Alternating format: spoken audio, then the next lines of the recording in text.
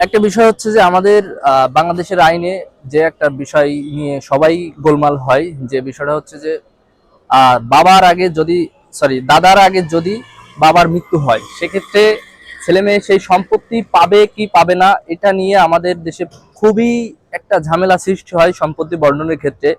বা নানার আগে মা মারা গেলে সেই নানার সম্পত্তি ছেলে মেয়ে পাবে কিনা।